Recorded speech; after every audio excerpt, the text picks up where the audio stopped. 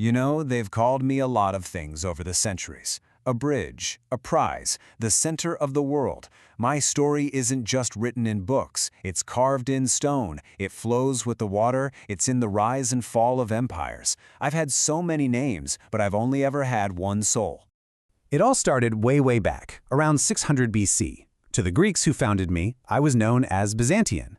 Just a scrappy little trading town, but on a piece of land that was, well, perfect. And then, everything changed.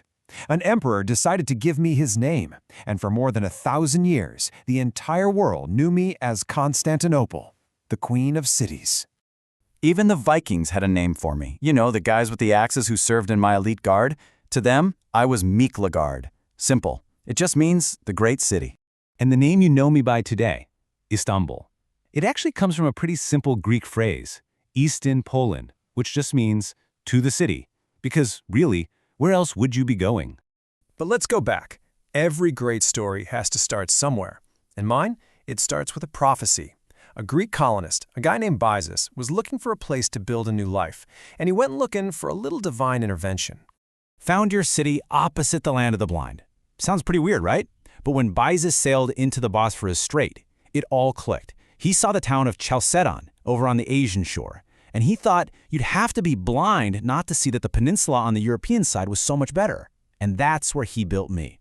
Look, my fortunes have gone up and down. I fell under Persian rule, the Spartans and Athenians fought over me. Eventually, Rome took me over. And then, in 196 AD, I made, well, let's call it a political oopsie. I backed the wrong guy in a Roman civil war, and when the other guy, Septimius Severus, became emperor, let's just say he wasn't happy. He sacked me, tore down my walls, but then he rebuilt me in a more Roman style, even giving me the very first version of my famous hippodrome. But that little Roman touch-up? Oh, that was nothing. Absolutely nothing compared to what was coming.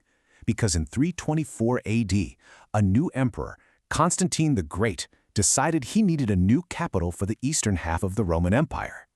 He took one look at me, and he saw the future. And this wasn't just slapping on a new coat of paint. No, this was a total reinvention.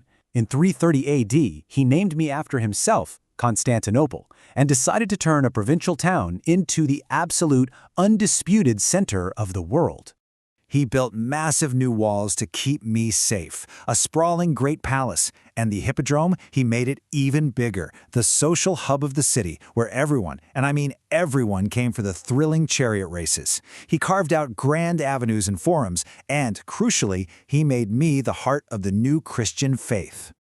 With my new identity, I absolutely soared. By the 6th century, during the reign of Emperor Justinian I, I hit a peak that was just glorious. I was, without a doubt, the envy of the entire world. Can you even imagine? My population exploded to over 500,000 people. Greeks, Romans, Syrians, Armenians. I wasn't just big, I was the largest, most cosmopolitan city on the planet. But when you're on top, things can get messy. It happened in 532 AD, a riot. It started over chariot racing teams, the blues and the greens. Sounds silly, right? But it exploded into a massive rebellion against Emperor Justinian himself. They called it the Nika riots. For days, I was on fire. Some say 30,000 of my people died in the streets. Much of me, including my great cathedral, was burned to the ground. But here's the thing about Justinian. He didn't just sweep up the rubble. He saw a blank canvas. From those very ashes, he raised the Hagia Sophia, an architectural marvel with a dome so grand it looked like it was floating on air. He built the enormous Basilica cistern to make sure I'd never go thirsty. I wasn't just patched up, I was reborn, better, more magnificent than ever before. For centuries, I stood like that, a fortress for Christendom. But underneath the surface, cracks were starting to show. In 1054, the Great Schism tore the church in two. Catholic West versus Orthodox East, and I was the capital of the East. That split, well, it would come back to haunt me. And then, in 1204, the unthinkable happened, the ultimate betrayal. A Crusader army, supposed to be fighting in the Holy Land, was diverted to me. For 3 horrible days, an army of fellow Christians sacked the greatest Christian city in the world. They stormed the Hagia Sophia, stole my priceless treasures, and set my neighborhoods ablaze. Even after my own Byzantine rulers took me back in 1261, I was just a ghost, a shadow of what I once was. Think about it, from 500,000 people down to maybe 50,000. I was wounded, vulnerable, and right on my doorstep, a new power was rising, the Ottoman Turks. And that was it. The end of one long, incredible chapter and the start of a whole new one. In 1453, the young Sultan Mehmed II showed up with a huge army and these new, terrifying cannons. My people, led by the last emperor, Constantine XI, they fought like lions for 7 weeks. But on May 29th, my old walls, they just couldn't hold anymore. The Roman Empire was finally over. But see, the new Sultan, Mehmed the Conqueror, he was smart. He didn't want to be king of a ghost town. He had a vision. First, he immediately declared Istanbul the capital, his capital. Then, he basically sent out an open invitation, Muslims, Christians, Jews from all over his new empire to come live here.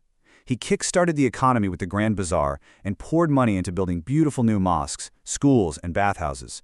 And just like that, under Ottoman rule, I was on my way to a second golden age. I was back, becoming the beating heart of one of the planet's most powerful empires. I was once again the place where art, science, and trade from 3 continents all came together. The absolute peak of my Ottoman days had to be the 16th century, under Sultan Suleiman the Magnificent. His chief architect, a man named Mimar Sinan, an absolute genius, he's the one who gave me my iconic look. That unforgettable skyline you know so well, with the domes and the slender minarets? That's him. That's his masterpiece. But of course, the story doesn't end there. I never, ever stopped changing. By the 19th century, the Ottoman Empire was modernizing, and Western ideas started pouring in.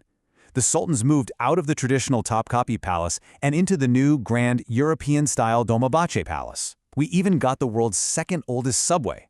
You'd literally see guys in fancy Western coats walking right past men in traditional fezzes. It was quite a mix. And then came the 20th century. Wow. Talk about a whirlwind. The changes were so fast, so dramatic, it was like my entire identity was being redefined all over again. First, after the Ottoman Empire lost World War I was occupied by foreign troops. Then, a war of independence led to the birth of the Republic of Turkey in 1923. But then came the shocker. The new government moved the capital to Ankara. Can you believe it? For the first time in 1600 years, I wasn't a capital city anymore. In 1930, they made it official. My name was now Istanbul.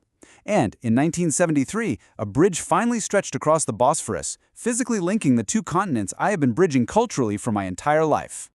So, here I am.